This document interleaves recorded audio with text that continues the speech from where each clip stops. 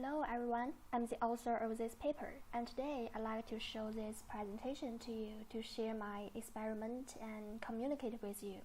Well, the title is Changes in Injury-Related Lower Extremity Biomechanics Due to a Basketball-Specific Fatigue Protocol. And you can notice that there are some keywords, including injury-related, biomechanics, basketball, and finally, fatigue protocol. So let's start from the background and the reason that why I choose and prefer to do this study. Anterior cruciate ligament injury is common in the athlete population. The lifetime burden of ACL tears was pretty heavy. An anterior cruciate ligament injury has multiple negative health consequences, including decreased activity level due to functional instability. Besides, ACL injury is pretty common, especially in basketball and soccer. Cutting and stop jump have also been proved to significantly increase the risk of non-contact ACL injury. According to the recent studies, we can see that there was a long-standing debate in the literature about whether or not fatigue causes lower leg injury, and few published fatigue protocols appear to have any consistent effect on any lower leg kinematic or kinetic variables known to increase ACL injury risk. And then, the difference among fatigue protocols could be one main reason for the divergence in the effect of fatigue. Athletes, in most studies, was exposed to general fatigue protocols, cycling or prolonged running, jumping, squatting, or agility tasks. Sounds like that the latter can be better. Therefore, the aim of this research was to create a basketball-specific fatigue protocol, simulating the actual competitions and to determine the changes in injury-related biomechanical characteristics caused by fatigue.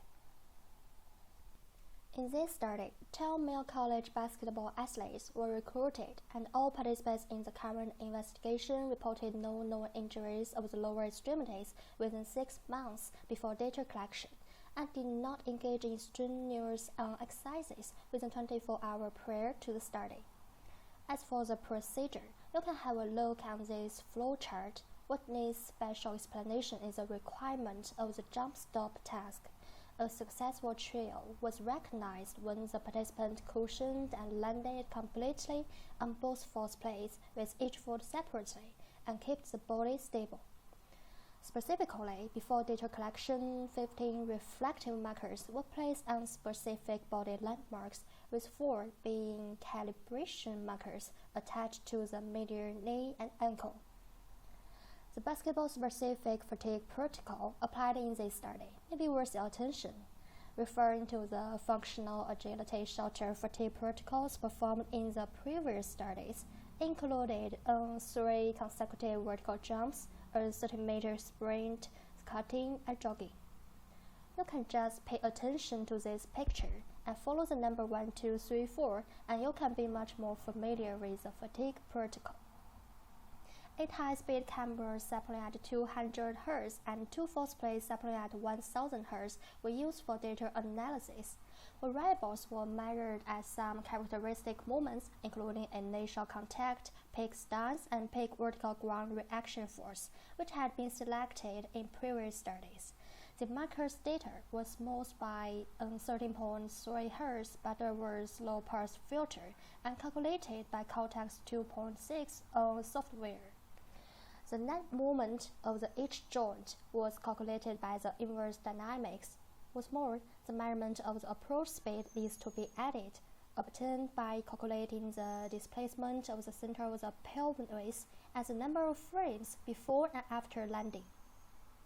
Pair t-tests were performed, and the significance level was set, and statistical analysis were conducted in ISBS 224. I made the results into 2 tables, and the significant changes before and after fatigue have been marked with red circles. You can easily and clearly see them. Specifically, an increased approach speed was significantly observed at initial contact. The participants landed in a decreased hip abduction angle at initial contact post-fatigue compared with pre-fatigue. Increased knee flexion and pec stance was also observed during post-fatigue condition. For the kinetics, the participants landed with increased vertical ground reaction force. The effect of fatigue was also significant at peaks of vertical ground reaction force, and the participants had a decreased posterior ground reaction force during post-fatigue condition. No difference was found on moments of lower extremities between pre- and post-fatigue conditions. Next, we analyze and discuss the experimental results separately. To start with, the approach speed increased significantly, contrary to the decrease of approach speed in previous studies. One of the explanations could be that the participants in this study were required to perform the jump stop task at self-selected speed instead of sprinting at maximum speed. Considering the effect of fatigue, faster speed and greater strength were chosen by many participants to guarantee high quality of the task during post-fatigue condition, which could also be associated with the increased vertical ground reaction force at initial contact. After that, the reduction of hip abduction at initial contact was consistent with some results of previous studies, suggested to be an adverse strategy to increase the risk of ACL injury. However, the fatigue-induced hip abduction angle shown in 3 experimental results involved in a review increased or have no significant difference. Besides, the reduction of hip abduction during post-fatigue was usually accompanied by larger knee valgus during landing or stop jump tasks, especially for female athletes. Therefore, the relationship between changes of hip angle and ACL injury still needs further research. It was worthy to mention that the observation of increased knee flexion at peak stance seemed to support the view that fatigue did not increase the lower extremity injury risk. But when we look back at this experiment, we will realize that the increased approach speed might require a larger knee flexion to cushion, and participants in this study were only required to sprint onto the fourth place without following an immediate maximum vertical jump, which could decrease the dynamic stability and increase the knee flexion. For the kinetics, the reduction in posterior ground reaction force was not completely consistent with the changes in previous study. Besides, changes of moment shown in other studies did not show significantly in this study, such as an increase in knee valgus moment, which may be related to the difference of experimental design and fatigue protocol. To sum up, the basketball-specific fatigue protocol altered lower extremity biomechanics related to ACL injury risk during jump stop tasks.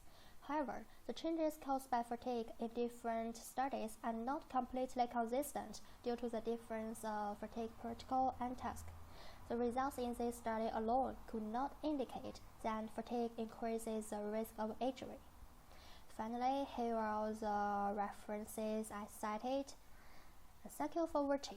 If you have any questions, please contact me by email at any time. Bye.